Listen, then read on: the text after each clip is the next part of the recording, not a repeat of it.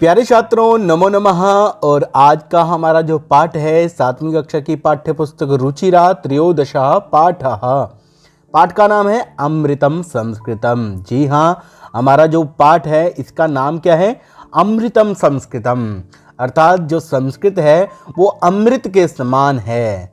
तो संस्कृत भाषा की उपयोगिता क्या है, किन किन क्षेत्रों में संस्कृत का आज के समय में प्रयोग हो रहा है और यह जो भाषा है ये कितनी महत्वपूर्ण है, इसके बारे में आज के इस पाठ में हम जानेंगे, पढ़ेंगे। ये अपने इस पाठ को करते हैं प्रारंभ, और उसके साथ साथ आप इस चीज के ऊपर भी ध्यान रखेंगे कि जिन शब्दों का मैं उच्चारण करूंगा उनका उच्चारण कैसे किया जाता है वह भी आप जरूर सीखें। तो साथ साथ में पढ़ेंगे, अर्थ को जानेंगे। तो यहाँ पर लिखा है, सबसे पहले क्या लिखा है? विश्वस्य उपलब्धासु भाषासु संस्कृत भाषा प्राचीनतमा भाषास्ते। क्या लिखा है यहाँ पर? विश्वस्य उपलब्धासु। विश्वस्य, विश्व की, विश्व शब्द से षष्ठी विभक्ति के एक वचन में बनता है विश्वस्य, अर्थात विश्व की उपलब्धासु, उपलब्ध भाषाओं में। भाषासु, उपलब्धासु जो है ये विशेषण है किसका? भाषासु।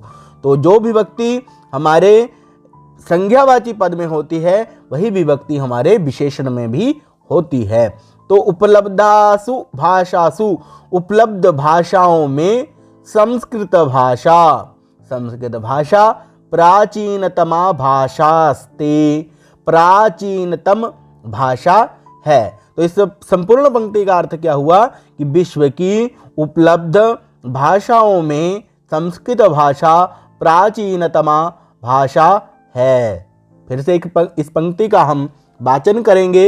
विश्वस्य उपलब्धासु भाषासु संस्कृत भाषा प्राचीनतमा भाषास्ति। तो इसके बाद अब हम देखते हैं दूसरी पंक्ति को।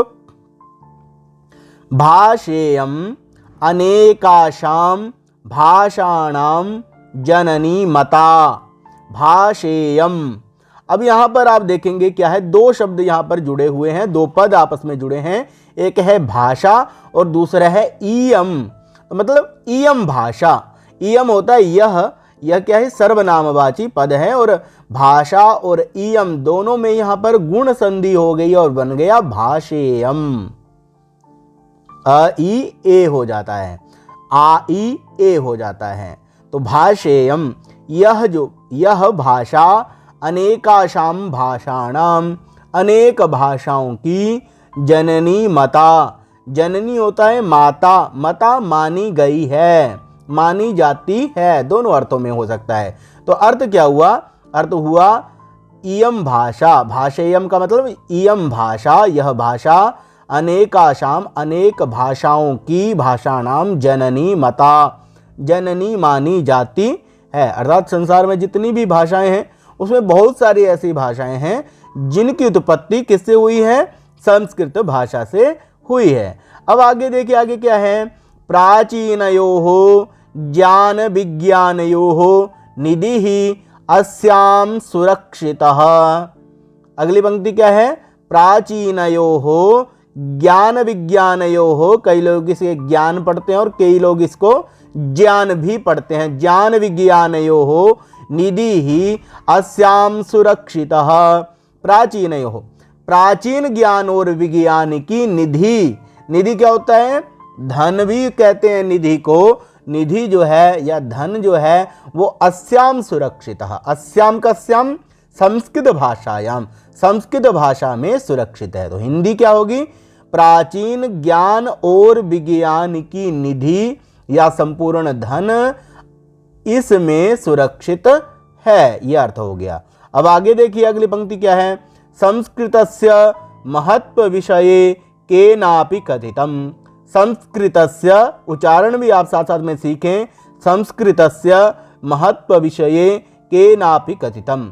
संस्कृत के महत्व विषय में या महत्व के विषय में केनापि कथितम, किसी ने कहा है। क्या कहा है संस्कृत के विषय में किसी ने?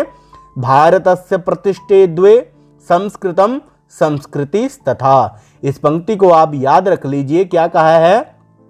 भारतस्य प्रतिष्ठे द्वे संस्कृतम संस्कृतिस्तथा। एक बार फिर से उच्चारण करिए, भारतस्य प्रतिष्ठे द्वे संस्कृतम संस्कृतिस्तथा। अर्थ अब जानेंगे इसका क्या अर्थ है। भारतस्य द्वे प्रतिष्ठे, भारत की दो प्रतिष्ठाएं हैं, अर्थात ये जो हमारा भारत देश है इसकी दो महान प्रतिष्ठाएं हैं। वो कौन कौन सी हैं? एक है संस्कृत और दूसरी है इसकी संस्कृति। तो भारतस्य प्रतिष्ठे द्वे का मतलब भारत की दो प्रतिष्ठाएं हैं, एक है संस्कृत और दूसरी है संस्कृति। तो ये अर्थ हो गया ना आपको स्पष्ट। उसके बाद आगे देखिए अगली पंक्ति में, इयं भाषा अतीव वैज्ञानिकी। इयं भाषा, यह भाषा, इयं भाषा, यह भाषा अतीव वैज्ञानिकी। यह भाषा बहुत ही ज़्यादा वैज्ञानिक है। अतीव का मतलब होता है बहुत ही ज़्यादा, वैज्ञानिकी वैज्ञानिक है। केचन कथयन्ति यत् संस्कृतमेव संगणकस्य कृते सर्वोत्तमा भाषा। केचन, क्या लिखा है? केचन कथयन्ति, कुछ लोग कहते हैं, कथयन्ति कहते हैं, केचन कथयन्ति कुछ लोग कहते हैं, यत्, यत् का मतलब है कि, संस्कृतम एव, संस्कृत ही, संस्कृतम एव, संस्कृतमेव। कुछ लोग कहते हैं कि संस्कृत ही, संगणकस्य, संगणकस्य का मतलब होता है कंप्यूटर। किसे कहेंगे? संगणक, कंप्यूटर। और संगणकस्य षष्ठी विभक्ति एक वचन में बन गया संगणकस्य, संगणक के लिए कृते सर्वोत्तमा भाषा। पंक्ति का अर्थ क्या हुआ फिर? पंक्ति का अर्थ हुआ कि कुछ लोग कहते हैं कि संस्कृत ही कंप्यूटर के लिए सर्वोत्तमा भाषा है। इसका यह अर्थ हो गया पंक्ति का। और उसके बाद पंक्ति है, अस्याह वाङ्मयम् वेदैः पुराणैः नीतिशास्त्रैः चिकित्साशास्त्रादिभिश्च समृद्धमस्ति। अस्याह वाङ्मयम्, अस्याह कस्याह? संस्कृतस्य या संस्कृत भाषायाः वाङ्मयम्, संस्कृत भाषा का अर्थात इसका वाङ्मयम्, इसका जो वाङ्मय है, साहित्य जो है वो कैसा है? वेदैः, वेदों से, पुराणैः, यहाँ तृतीया विभक्ति का बहुवचन का प्रयोग हुआ है। वेदैः पुराणैः नीतिशास्त्रैः, पुराणैः अर्थात पुराणों के द्वारा, वेदों के द्वारा वेदैः, पुराणैः पुराणों के द्वारा, नीतिशास्त्री नीतिशास्त्र के द्वारा या नीतिशास्त्र के ग्रंथों के द्वारा, चिकित्सा शास्त्रादिभिश्च और चिकित्सा शास्त्रों के द्वारा समृद्धम अस्ति, समृद्ध है। तो हिंदी देखिए, अस्याह वाङ्मयम्, इसका वाङ्मयम्, इसका जो वाङ्मय है, साहित्य है, वो वेदों से, पुराणों से, नीति शास्त्रों से और चिकित्सा शास्त्रों से समृद्ध है। और उसके बाद अगली पंक्ति क्या है हमारी? अगली पंक्ति है, कालिदासादीनां विश्वकविनां काव्य सौंदर्यम अनुपमम्। कालिदासादीनां, कालिदास कौन थे? कालिदास संस्कृत साहित्य के महान कवि हुए हैं, जिन्होंने मेघदूत, रघुवंश इत्यादि प्रसिद्ध ग्रंथ लिखे हैं। तो कालिदासादीनां विश्वकविनां, कालिदास इत्यादि विश्व कवियों की या का विश्व कवियों का काव्य सौंदर्यम अनुपमम, बहुत ही अनुपम है, बहुत ही अनूठा है। कालिदास आदि विश्व कवियों का काव्य सौंदर्यम अत्यंत अनूठा है, आप ऐसा लिख सकते हैं। उसके बाद अगली पंक्ति, कौटिल्य रचितम अर्थशास्त्रम जगति प्रसिद्धम अस्ति। कौटिल्य रचितम, कौटिल्य के द्वारा रचितम अर्थात लिखित, अर्थशास्त्रम अर्थशास्त्र जगति जगत में प्रसिद्धम अस्ति प्रसिद्ध है। अच्छा, एक बहुत ही महत्वपूर्ण एक ग्रंथ है जिसका नाम है अर्थशास्त्रम। क्या नाम है इसका? अर्थशास्त्रम। तो ये अर्थशास्त्रम केन विरचितम अस्ति? कौटिल्येन, कौटिल्य ने इस ग्रंथ को लिखा है। तो कभी भी आपसे किसी भी परीक्षा में पूछा जाता है कि कौटिल्य रचितम ग्रंथः कः, तो आप लिखेंगे अर्थशास्त्रम। या आपसे यह पूछा जाता है कि अर्थशास्त्र के रचयिता कौन है, तो आप लिख सकते हैं कौटिल्य। ठीक है ना। उसके बाद देखिए गणित शास्त्रे शून्यस्य प्रतिपादनम सर्वप्रथमम आर्यभट्टः अकरोत्। गणित शास्त्र में शून्यस्य, शून्य कहते हैं जीरो को, जीरो का प्रतिपादन, शून्य का प्रतिपादन सर्वप्रथमम सबसे पहले आर्यभट्टः अकरोत्, आर्यभट्ट ने किया था। उसके बाद अगली पंक्ति देख लीजिए, तो इसमें आपको स्पष्ट हो गया है कि गणित शास्त्र में, कि भारत का गणित शास्त्र में कितना बड़ा योगदान है। पूरे विश्व को सबसे पहले शून्य का अर्थात जीरो का जो ज्ञान दिया था वो सबसे पहले भारत ने दिया था। और भारत के किस मनीषी ने, किस ऋषि ने दिया था? आर्यभट्ट ने दिया था। उसके बाद आगे देखिए, आगे क्या है?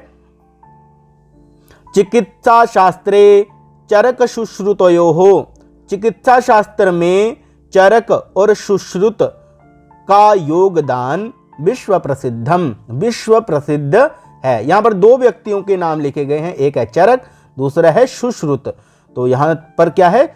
षष्ठी विभक्ति का द्विवचन है। चिकित्सा शास्त्र, और चिकित्सा शास्त्र में भी, मेडिकल साइंस में भी चरक और सुश्रुत, ये दोनों जो भारत के वैज्ञानिक हुए हैं, चरक और सुश्रुत, इनका जो योगदान है वो भी क्या है? विश्व प्रसिद्ध है।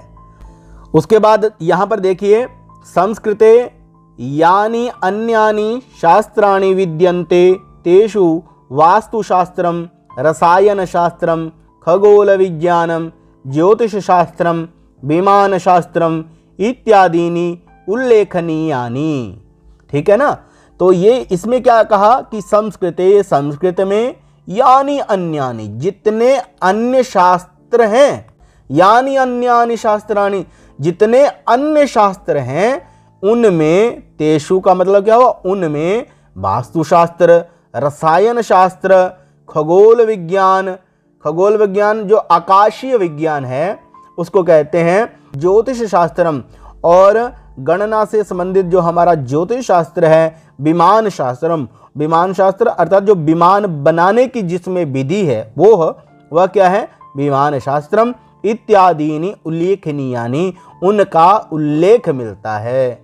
किन में उल्लेख मिलता है? संस्कृते यानि अन्यानि शास्त्राणि विद्यन्ते, संस्कृत में जितने अन्य शास्त्र मिलते हैं उनमें इन सभी का उल्लेख मिलता है। तो आज हम इतना ही पढ़ेंगे, और अपनी अगली जो हमारी वीडियो है उसमें हमारा जो पाठ रह गया है, शेष पाठ जो रह गया है, उसका पाठन करेंगे। तो मिलते हैं अगली वीडियो में। जय तो संस्कृतम जय तो भारतम।